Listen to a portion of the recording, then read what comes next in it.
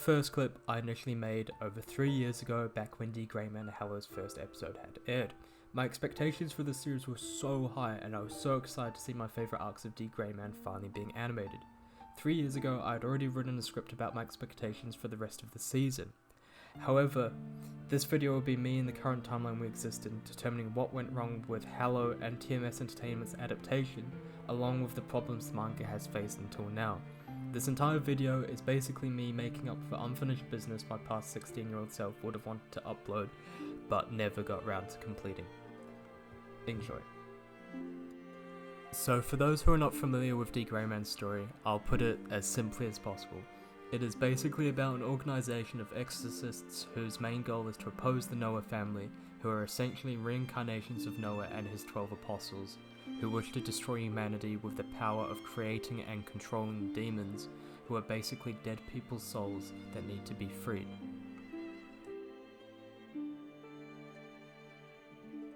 D. Greyman initially started publication in Shounen Jump back in May 2004, however moved to Jump SQ in November 2009 as the author Hoshino Katsura had ongoing hand injuries and a neck problem. This led to the manga unfortunately going on an indefinite hiatus in January of 2013. However, a couple of years later in 2015, D. Greyman began publishing quarterly in Jump SQ.Crown, but then moved to Jump SQ.Rise in 2018, as Crown's magazine had actually been cancelled completely. The original D. Greyman adaptation by TMS Entertainment aired for 2 years, beginning in 2006 and ending in 2008, running for a total of 103 episodes, as it ran out of source material to adapt. It was so awesome and a great gateway into the masterpiece that Hoshino Katsura has written. And that leads us into D. Greyman Hello, the series that serves as a sequel to the 2004 anime D. Greyman. It aired from July 5th to September 27th of 2016 with only 13 episodes.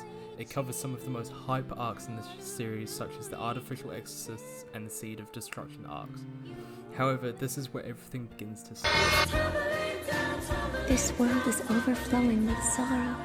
It could be argued that the original series of D. Greyman has its own problems due to art direction and animation. These are true, as the anime may not have aged very well, visually at least.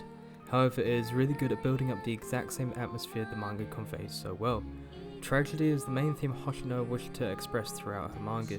The dreary atmosphere is carried by the dull colours used within the anime, and the dark fantasy elements are easily identifiable. But D. Greyman Hello has none of these attributes. It looks flat and boring. A short anime such as this should have had a great schedule to make certain that Hoshino's beloved manga had the adaptation it deserved. 2016 was the perfect time to bring back the series into the limelight, as the manga had been off its indefinite hiatus for years straight now, and talk of D. Greyman's greatness was returning once again. However, I feel TMS's adaptation did not succeed in any way to bring any sort of hype back to the series, and in turn killed any further possibility of a future anime adaptation. This is evident as Hello's home media release, such as the DVDs and Blu-rays, were officially cancelled by Aniplex with the brief excuse of various reasons. At the time, there was a lot of talk going around about Hoshino's dislike towards TMS's adaptation, but it's evident that the home release media was the final straw.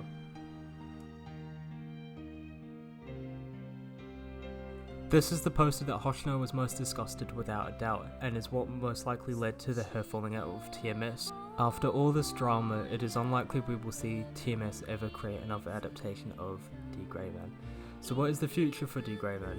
I believe Hoshino is still very passionate about continuing and concluding her manga in the future, and that is apparent with the recent few chapters. Even throughout all these problems, there is still a bright future for the manga, receiving an ending it deserves. TMS Entertainment is at fault for the vast majority of problems in recent years for D. Greyman's future, and it's unlikely we will ever see another anime adaptation. As I previously mentioned, tragedy is a major theme throughout the series, and this applies to TMS's involvement with D. Greyman.